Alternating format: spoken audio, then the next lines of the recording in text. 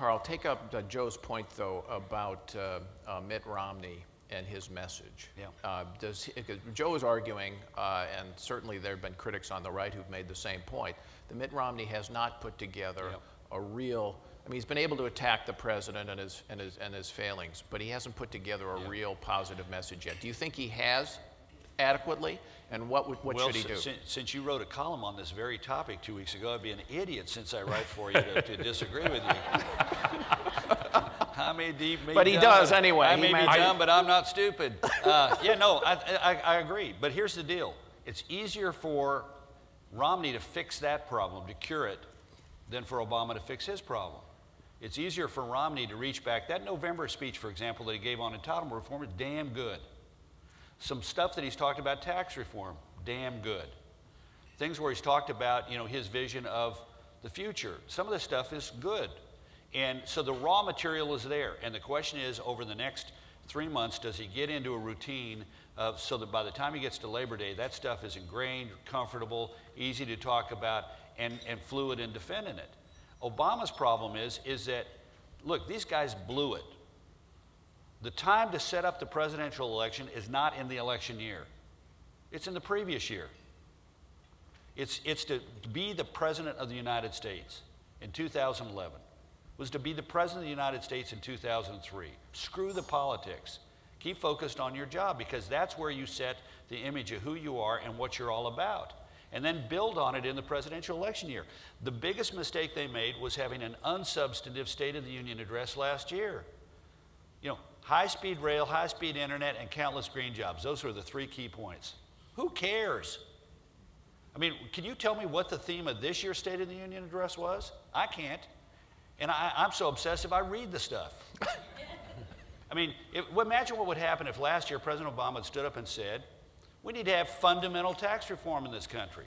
Now, it would have been Bill Bradley center-left rather than, you know, Bob Packwood, Jack Kemp center-right, but it would have been fundamental tax reform. What if the president stood up and said, you know what, there's some things in Simpson Bowles I like, and we may not get the grand bargain, but I'm going to ask Congress to take these things that there seems to be widespread, bipartisan agreement on, and I'm going to work actually to get it done.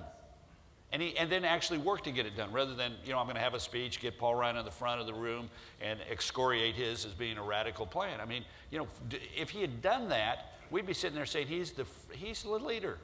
He knows what he wants to do. He's given us a sense of the big problems is we need to get America growing again. We need to deal with this deficit problem we've got. The guy seems to be, you know, what if he'd gone in there and said, you know, here are, you know, he'd said, when he ran for office, he said, I'm going to scrub the budget and end programs that do not work. What if he had done that last year, made that a big key element?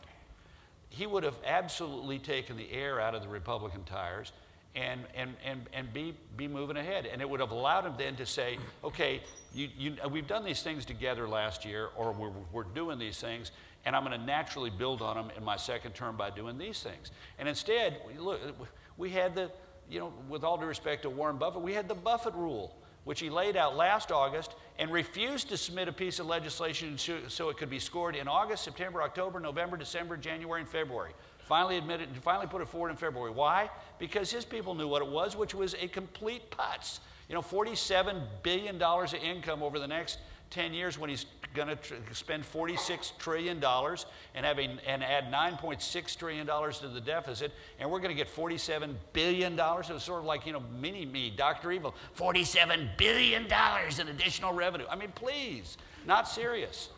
Joe, you know, Karl says tax reform, entitlement reform are adequate themes for Romney. You don't think so?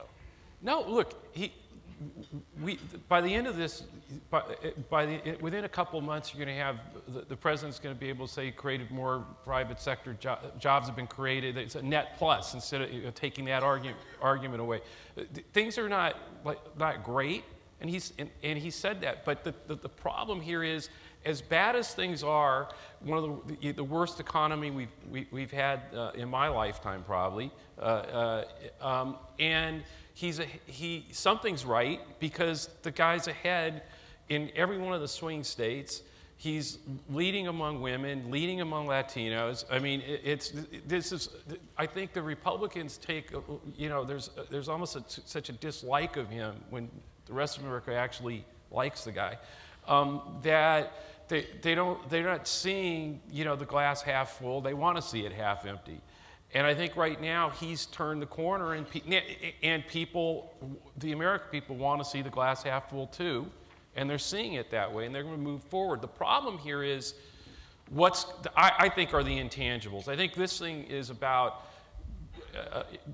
does Greece and France and Europe really move so quickly that it impacts the American economy in a way, even if it isn't felt here, people start to lose more confidence again. If that happens, that would be, you know, deadly, and Romney would move. I mean, there's a lot of things that could happen. Iran could happen. They're already there. There are lots of things that could happen. It could get worse, but they're already there. 26% in Gallup say they're satisfied with the condition of the country. No president been reelected with a number that low.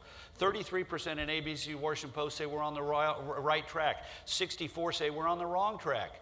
This morning in Gallup, he's turned the corner. This morning in Gallup, it is 44 Obama, 47 Romney. And look, last week I loved it. USA Today. This is one of the big advantages the Obama campaign will have. A compliant media. There was the front page article of USA Today. Obama leads in battleground states, 47-45. I read the whole goddamn article. No context provided. In those 12 states, what happened in 2008? Obama carried 12 states out of 12. And he carried them by more than 54%. And McCain got just over 45%. So here we are, 2012, and Obama is 7 points below where he was, and Romney is at where McCain was. Who do you think is going to come out with a better shot at winning? All Romney needs to do is win 5 of those 12 states, and he wins the election.